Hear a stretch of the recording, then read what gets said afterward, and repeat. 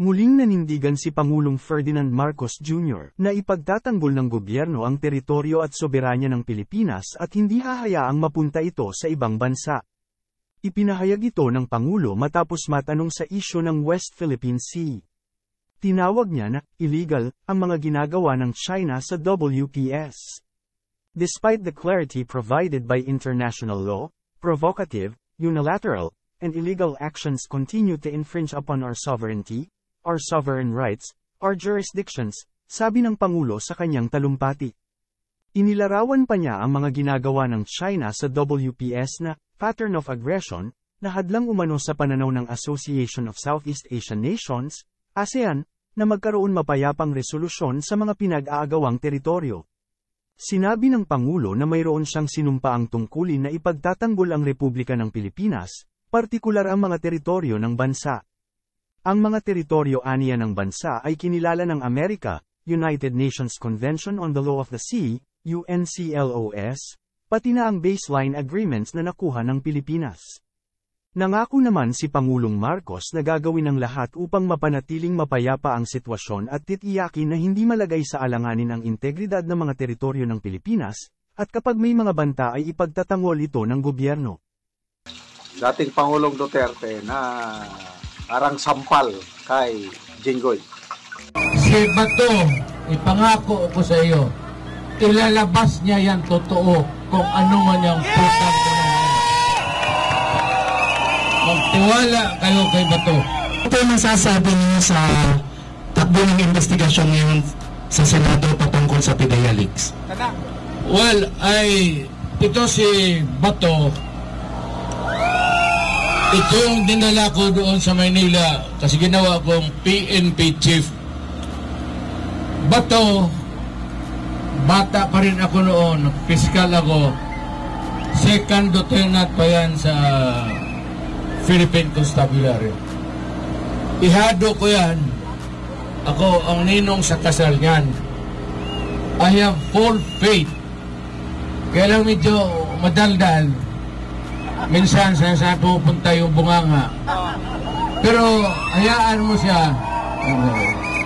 Si Bato, ipangako ko sa iyo, ilalabas niya yan totoo kung ano man yung putang ko.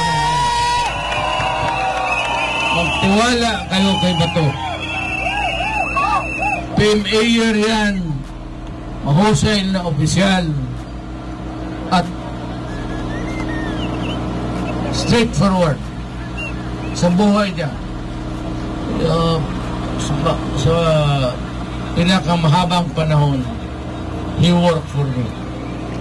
He is good, and he will be a leader of our country.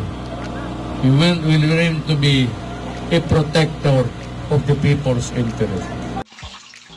Okay, so take note yung word. Ilalabas ni Bato ang katotohanan. Ibig sabihin yan, ang investigasyong ito ay malayo pa ang papupuntahan. Hindi titigil si Senator Bato. Pagpasensya na lang daw natin si Senator Bato kasi kung minsan madaldal. Yung bunganga niya kung saan napupunta. But then, yung sincerity, yung kanyang puso to uncover the truth, to serve the Filipino people is nandun. And I totally agree. Ganyan, kanya-kanyang style lang talaga. Okay, so ang nag-leak sa documents according to Senator Jinggoy si Morales, wag po tayong maniwala doon. Kalokohan yun. Bakit ililik? Kung ako si Morales, dami ko mga kaso na kinakaharap, bakit ko pahirapan ang sarili ko na ilik yung mga documents na yun? Eh, wala na eh. Tanggal na ako sa PIDEA. That was halos 12 years ago. Ano? Nonsense talaga itong isip ni Senator Jinggoy klaro ang kanyang pagka-bias. Yung sinasabi niya na walang credibility si Morales dahil ang daming kaso. Oh, come on. Yes. Maraming kaso si GM. GM na nga ng kanya, Jonathan Morales. Maraming kaso. Kailang hindi big sabihin na masama na siyang tao dahil wala pa siyang conviction. Ang nagsasalita, tingnan niya yung sarili niya. May conviction ba siya? Wala. Ganun lang kasimple. Si Morales, hinaharap niya, inaamin niya, patong-patong ang kaso. But I believe, yung mga kaso na yan, bunga na. Kasi grabe itong Morales na ito, nung nasa PIDEA siya, pwede naman siyang manahimik. Kailang nagre-reklamo siya Bakit hindi lumalabas kasi nung nasa PIDEA pa siya? Marami silang gustong gagawin. Talagang labanan ng droga. Kailang may nagko-control sa galaw nila. Sabi nga niya sa isang interview, dinadala sila sa isang lugar nga ang huhulihin lang, yung mga piso-piso lang. Ibig sabihin, mga pipitsugin na mga drug pusher ba yan o user. Ang gusto ni Morales, yung totohanan, including the big time. Kasamang big time, yung i-operate nila, surveillance sana na alleged. Yung report ng confidential agent na isang politiko, may pangalan na Bongbong Marcos alias Bonget, at isang Marisol Soriano at iba pa, yun ang kanilang trabahuin. Biglang pinatigil. And marami pang ibang sinasabi niya na pinapatigil sila. Kaya nagre-reklamo siya. So, doon mo makikita itong taong ito na mayroong kakaibang katangian. Kaya saludong-saludo ako dito kay Jonathan Morales na ito. Ilalabas ni Bato ang katotohanan.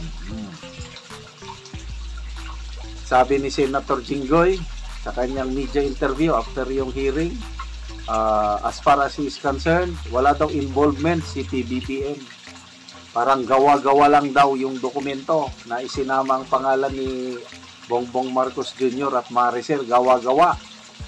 Sinong mas magaling? Bato na naging PNP chief, investigador, o si Jinggoy?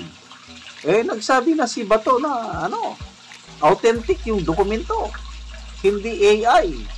Sinasabi naman itong nagmamagaling na Jinggoy, gawa-gawa lang daw dahil yun ang sabi ng PIDEA. Pagkawalang analysis. Kung ano yung sinabi ng PIDEA, yun na rin siya. Huwag niyong ismulin ang taong bayan na kung anong sasabihin nyo, maniwala na lang ang taong bayan. Nag-iisip po, matalino po ang taong bayan. Okay? So, labanan na ito, battle of perception. Sabi niya, nag-leak si Morales. May maniniwala ba sa kanya? Meron siguro, yung mga nagbulag-bulagan. Pati yung Pilipino na may pagmamahal sa bayan at nagmamasid, nag-iisip. Wala. Hindi gagawin ni Morales na siyang mag-leak. Somebody has leaked.